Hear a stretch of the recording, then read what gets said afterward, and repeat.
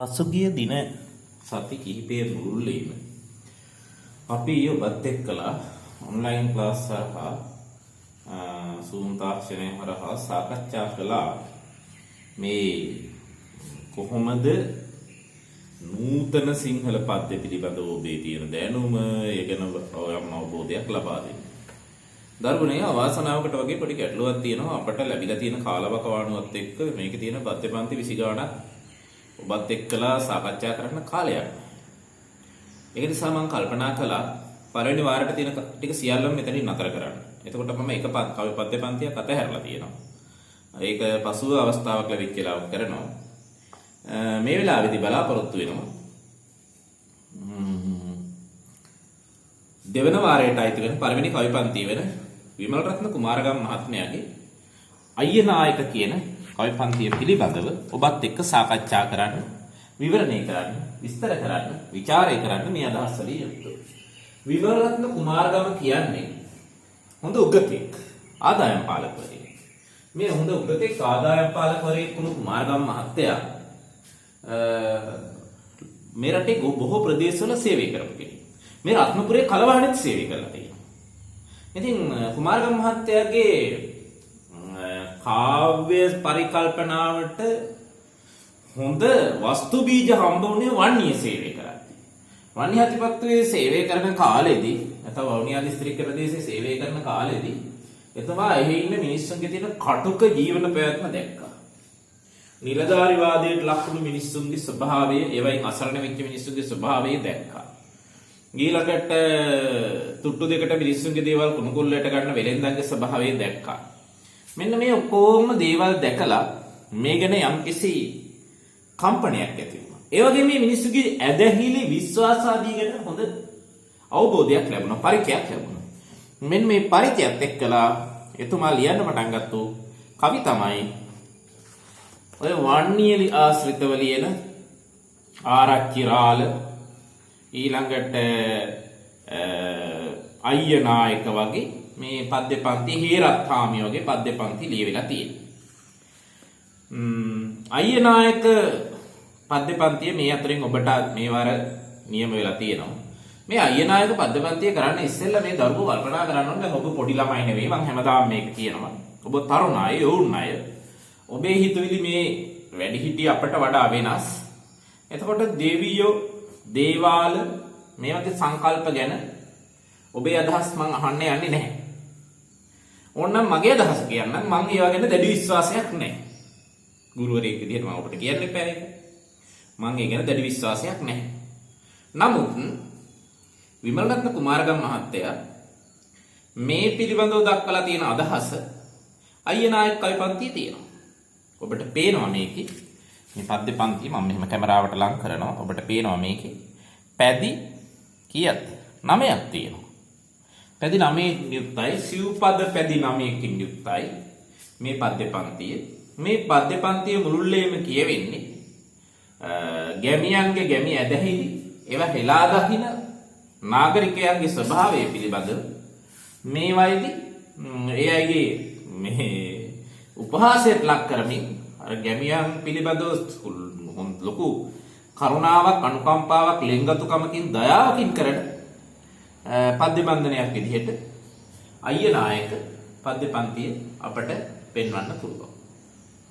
අපි මේක මුළු කවි ටික ඔක්කොම කරන්න අපට කාලයක් නැහැ පුතේ. ඒකට හේතුව මේ වීඩියෝ එකක් මම කරන්නේ අප්ලෝඩ් කිරීමක්. එතකොට ඒකට මට පුළුවන්කම තිබෙන්නේ විනාඩි 15ක විතර අප්ලෝඩ් එකක් දාන්න. ඊට වඩා වැඩි ප්‍රමාණයක් දැම්මොත් විශාල පැය ගාණක් බලා ඉන්න වෙනවා. ඒක නිසා මේ කෙටි වේලාවක යන මේ වීඩියෝව ඔබට අප්ලෝඩ් කරන්න. එතකොට මේ කවි සියල්ලම කරන්නේ නැහැ. විචාරයක් ලිවීමේදී වඩා වැදගත් වෙන කවි ටික විතරක් මේකදී අපි කියලා කතා කරලා බලමු. සෙවණැලි අවදි නොම වෙන වැව් යූරු කොනේ කාල විසින් හැරුවනුග ගසක දිනේ මල කාලුව ගිය ආයුධ කැබිලි පෙනේ දෙවියෙක් නැතද මෙහි බලයක් තිබෙනු පෙනේ. සෙවණැලි අවදි නොම වන වැව් යූරු කොනේ. සාමාන්‍යයෙන් මේ වෙනකොට මේ ගම්මාන ප්‍රදේශවල වැව් උරුවර වැව්තාවල විශාල ගස් තියෙනවා. ඒවා මහා අන්ධකාර ගතියක් තියෙනවා.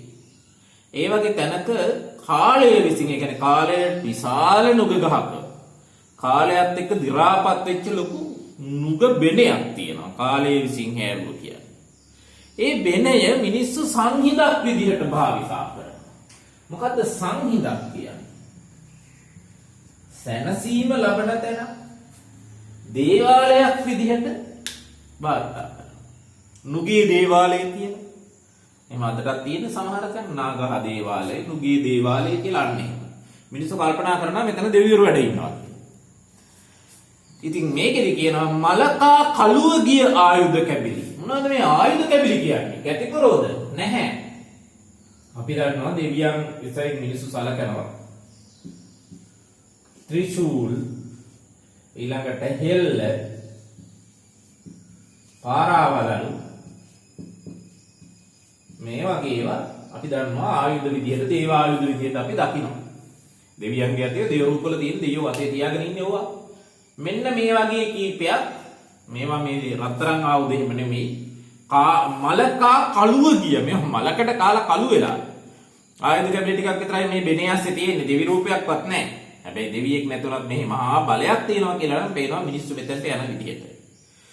බුදු ගුරු සනීරොට හිමි හැම දවස් වල මේ සංහිඳේ එලියක් ඇත සවස් කල.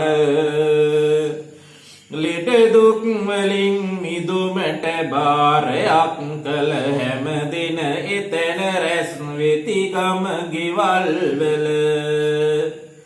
ඔබ දන්නවා බදාදා සෙනසුරාදා දෙක තෙම්බුර දවස් කියලා. ළම ඊට අමතරව ගුරු කියන්නේ බ්‍රහස්පතින්දා, හිරුට හිමි කියලා කියන්නේ ඉරිදා. ඉතින් මේ හැම දවසකම මිනිස්සු මෙතනට එනවා හවස් වෙනකොට. එතන එළියක් තියෙනවා. මොකද මිනිස්සු එනවා ගමේ ගෙවල් වල. ඇවිල්ලා බාරහාර වෙනවා. මෙතන කවුරු හරි කප් මහත්තයෙකුත් ඇතිනේ. වන පෙත දැවෙන විට මල හිරු, වන පෙත දැවෙන විට වැද මල හිරුගේ රත ගණ දුර වසන විට ආලෝකයෙහි නෙත. සඳ රැස් ගලන විට තෙරපී සෙවන මත එක දෙවියෙක් නොවේ 1000ක් එතන ඇත. දැන් මෙන්න පුතේ ඔයගලන්ට එන දේ මොකද්ද? එක දෙවියෙක් නොවේ 1000ක් විතර ඇත. කාටද මේ කියන්නේ? වනපෙත දැවෙන විට මල හිරු ඇතිලා, ඒ කියන්නේ ඉර බහගෙන යන වෙලාවේ, ඝන අන්ධකාරය එන වෙලාවේ, හඳ පායන වෙලාවේ මේ හේවනේ, මේ ගස් හේවනේ, මේ විශාල නුගහෙන වේවනේ, මේ සංහිඳේ, මේ දේවාලේ ළඟ බොහෝ මිනිස්සු ඉන්නවා. මිනිස්සු දේවත්වයෙන් සලකන්න පුළුවන් අය. හොඳ මිනිස්සුયો. එකයි කියන්නේ එක දෙවියෙක් නෙවෙයි 1000ක් එතන ඇත. මේ අව්‍යාජ ගැමියන් ඉන්නේ මේ රජ රට පැත්තේ. දෙවි දේවතාවුන් සැරිසරණ මහවණේ පවතින බලය ඇඟලුම් තුඩකටද දැනී. මුලයෙන් තමා ලෝකයේ සුවය වෙනසුනේ. මගේ ගැරහුමට නැත ඒ පිරිස යොමු උනේ. දරුවනේ ඔන්නෝක පද්දේ මාක් කරගන්න, ලකුණු කරගන්න පැන්සලකින්. හොඳට බලන්න. මේ වන්නිහත්පත්තුවේ වැඩි ප්‍රමාණයක් තියෙන මහා වනාන්තරය. මේ වනාන්තරයට ඇත්තටම ඇතුළු වෙනකොටත් ලොකු බයක්, ලොකු තැති ගැනීමක් ඇති වෙනවා. මිනිස්සු කැලේට යන්නේ නිකම්ම නෙවෙයි. සමහරට මේ පැත්තේ රජරට පැත්තේ උපන්න පොඩි හාමුදුරුවෝ මෙහි ඉන්නවනම් ඔයගොල්ලෝ දැකලා තියෙනවා මේ ගහකින් අත්තක් කඩාගෙන මේ අත්ත එල්ලනවා. තවත් ගහක නැත්තම් ගසල් ගහ තියෙනවා. මොකටද මේ අයියනායක දෙයියන්ට. මේ ගහන්නේ අයියනායක දෙයියන්ට. මම අහලා තියෙනවා මේ අයියනායක දෙයියෝ කියලා කියන්නේ ගණේෂ එහෙම නැත්තම් ගණ දෙවියන් කියලා. අයියනායක දෙයියන්ට වැඩි මහා ලොකු බාරහාර පඬු පුදු පූජා ඕනේ නැහැ. ලොකු දේවල් බලාපොරොත්තු වෙන දෙවි කෙනෙක් නෙවෙයි. මිනිස්සුන්ට හරි ආදරේ, දරුවන්ට වඩාත් ආදරේයි. දරුවෝ ලැබෙන්න අම්මලා අයියනායක දෙවියන්ට බාර වෙනවා ලොකු දේවල් නෙමෙයි. දරුවා ගිහිල්ලා දෙයියන්ගේ ආසනයේ උඩ එතනින් තියලා වැඳලා එන ඕක තමයි බාරේ. මම ඕක ඇස් දෙකට දැකලා තියෙනවා මිනිස්සු කරනවා. ඕක තමයි බාරේ ඔක්කො කිරි. ගණ දෙවියෝ අනිත් එක දරුවන්ට හරි ආදරේ කියනවනේ. අර කතාවක්වත් තියෙනවනේ ගණ දෙවියෝ ළමයින්ට බොහොම ලෙන්ගතුව සලකනවා කියලා, කෑම බීමට රුචි කෙනෙක් කියලා.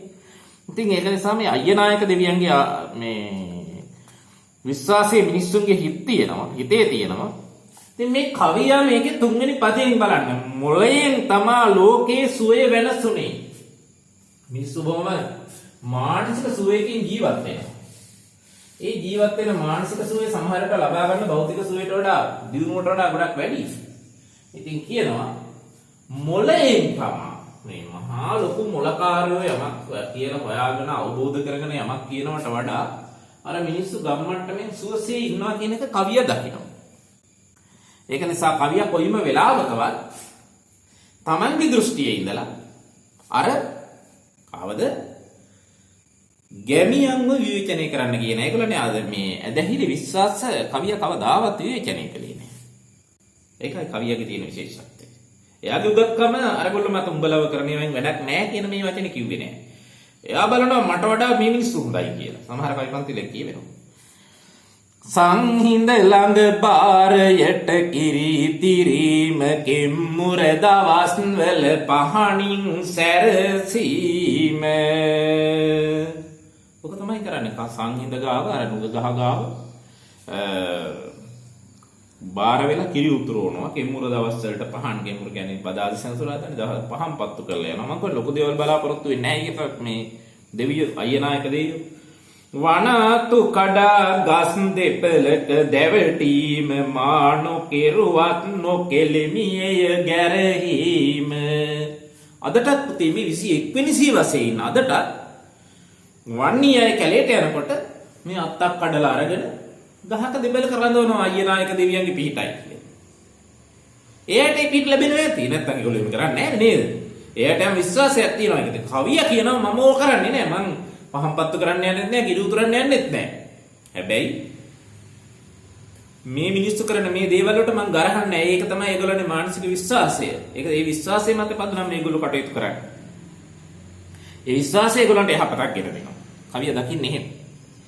සාගත වසංගත ආයින නියඟ වලින් සහනය පතාවන දෙවියන් ළඟට කෙලින් යන මේ පිරිස සැරසීමට නුවණ මලින් පෙළඹෙන අයට අනුකම්පා කරමි මුලින්.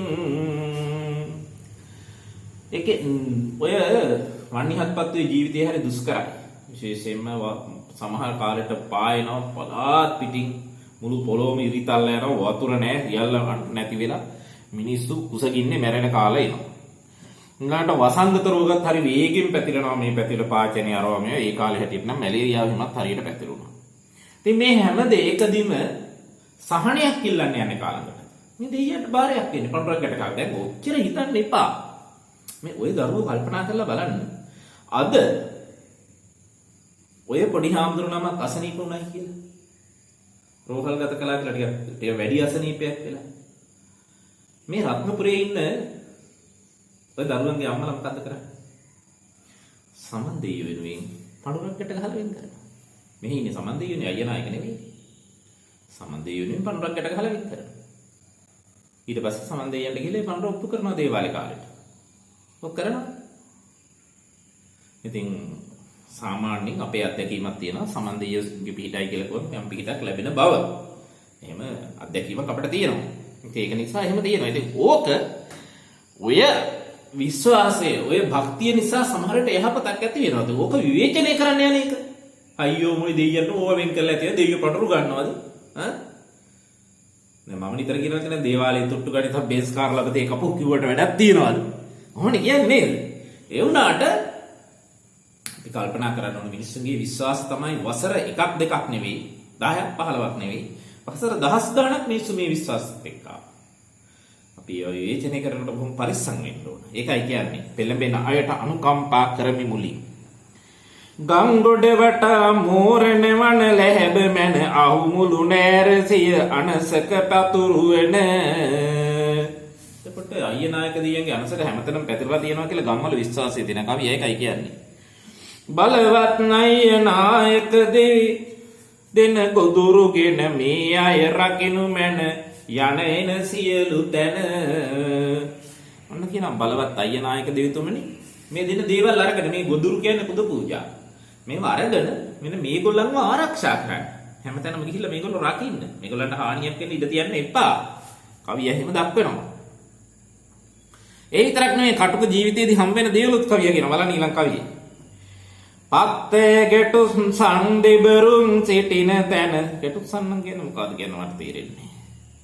මීමුන් මදින් මත් වී අං මදින තැන. මහා කුළුමීමෝ කැලේට හුරුණු වල්හරක් ඉන්නවා. උන් අං මදින තැන හරි භයානක සතෙක් කැලේන භයානකම සතා කියලා සලකනවා. වැව්වල මිනි කන කිඹුලන් ගැන දැක දැන මේ අය රකිනු මැන යන එන සියලු තැන. දැන් මේ කවියම කියනවා අයියනායක දෙයියන්ට මේ ඔබව ආරක්ෂා කරන ඔබට පින් දෙන ඔබට මේ පුද පූජා දෙන ඔබ වෙනුවෙන් බාරහාර වෙන මේ අයව දෙවියනි රකින්න. කවියම කියනවා. කවිය උගත එක්කනත් කවිය දෙවියන් පිළිව කල්පනා කරන්නේ එහෙමයි. දැන් අපි හාමුදුරුවෝ විදියට ඔක් කරන්නේ නෑ. මම දේව විශ්වාස නැති වුණාට මම දෙවියන්ව සිහි කරලා පින් දෙනවානේ. මේ දෙවියන්ගේ රැකවරණේ ආරක්ෂාව ආශිර්වාදේ මේ පිරිසට ලැබේවා කියලා. මේක තමයි මේ කරන්නේ. මා පිල් පිඹුරුනා පොළඟුන් සිටින තැන අලි කොටි වලස් මුළු කොළහල කරන තැන නිතරම ඔබ පුදන මේ අය ඇඳිනගෙන බලවත් දෙවිතුමනි දිවරෑ රකිනු මැන. කවිය අවසාන වශයෙන් උත් කියන්නේ මේ අන්තිම පද්‍ය දෙක තුනෙන්ම කියන්නේ දෙවියන්ගේ රැකවරණය මේ මිනිස්සුන්ට ලැබෙනවා. මොකද මේ මිනිස්සු මේ ඈත වන්නිහත්පත් වෙන මේ මිනිස්සුන්ට ජීවිතේ බොහොම අමාරුයි දුෂ්කරයි කටුකයි. හැබැයි හොඳ මිනිස්සු, යහපත් මිනිස්සු, අව්‍යාජ මිනිස්සු. මේ මිනිස්සුන්ට දෙවියන්ගේ රැකවරණේ ආශිර්වාද මිනිස්සු බලාපොරොත්තු වෙනවා නම් ඒක ලබා දෙන්න කියන එක කවිය කියනවා. මේකේ මේක වඩාත් ඉස්මතු වෙන්නේ පුතේ කරුණු කීපයක්. පද්‍ය පන්තියේදී වඩාත් ඉස්මතු කරන්නේ ගැමි විශ්වාස ගැමි ඇදහිලි පිළිබඳ. ඒ ගැමි ඇදහිලි ගැමි විශ්වාස බොහෝ උගත්තු විවේචනය කරනවා. නමුත් කවිය ඒක දකින්නේ එහෙම නෙවෙයි. කවිය එතනදී දකින්නේ බලන්නකෝ කොයිතරම් හොඳින් දකින්නවද කියලා. මාඩු කෙරුවත් නොකෙලෙමිය ගැරහීම මං කවදාවත් ඒකට ගරහන්නේ. ඒක මේ මිනිස්සුගේ පාරම්පරික විශ්වාසමය. ඒකයි කියන්නේ. ඒ විතරක් නෙමෙයි කවිය කියනවා මේවා මිනිස්සු විවේචනය කරන අය කවිය දෙපොලකම බොහොම දැඩි විදිහට එයයි උපහාසයට ලක් කරනවා. කොහොමද? යන මේ පිරිසගේ සැරසීමට නුවණ මලින් පෙළඹෙන අයට අනුකම්පා කරමි මුලින්. මේ පද්‍ය මාක් කරගන්න. මේවයි කියවෙන්නේ මේ තැන් උපුටා දක්වන්න පුළුවන් ඔයගොල්ලන්ට ਵਿਚාරයක් ලියනකොට. ඒක නිසා මේවා මාක් කරගන්න, මේවා ලකුණු කරගන්න. එතකොට මේ අනුව මම ඔබට විස්තර කරපු විදිහට අයියනායක කවිපන්තියෙන් කියවෙන විමලරත්න කුමාරගම් මහත්තයා ඈත වන්නිහත්පත්තුවේ දැකපු මිනිස්සුගේ ගැමි ඇදහිලි විශ්වාස ඒවට පදනම් වෙච්ච හැටි ඒවායින් මේ මිනිස්සු ඒවත් එක ජීවත් වෙන හැටි ඒවා විවේචනය කරන අය සහ එතුමායි මිනිස්සු පිළිබඳව දැක්ක ආකාරය පිළිබඳව තමයි කියවෙන්නේ. ඉතින් ඒවා පිළිබඳව කියන බොහොම සාර්ථක බොහොම ලස්සන කවිපන්තියක් අයියනායක ඔබට රස විඳින්නට ਵਿਚාරය කරන්න පුළුවන්. මේක සියලු දෙනාටම තෙරුවන් සරණයි.